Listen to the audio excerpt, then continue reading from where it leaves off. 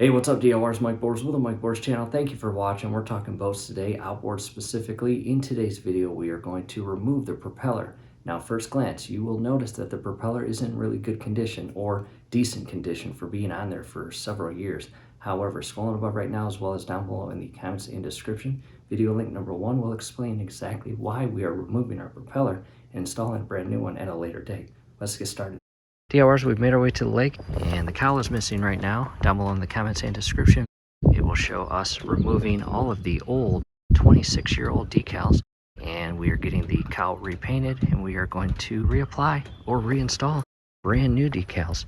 However, to the prop, there are the tools I'm going to use. As far as the socket size, 15/16. I've got a block of wood, an impact, a flathead screwdriver, and a pick tool, all of which are down below in the comments and description for purchase.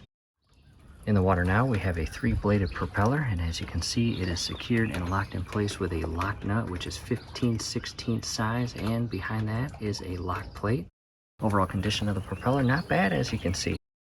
Camera in position, and I'm coming in with the 2x4.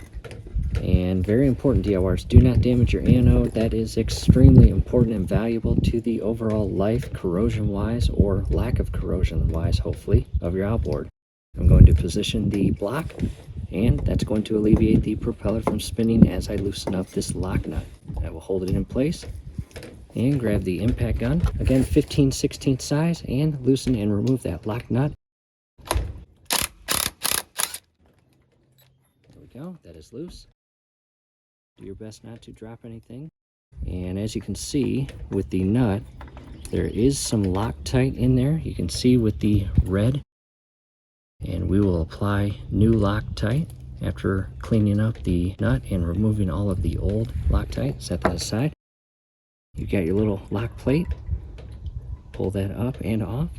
As you see, set that aside. And I'm going to carefully remove the block of wood. You should be able to just pull off the propeller.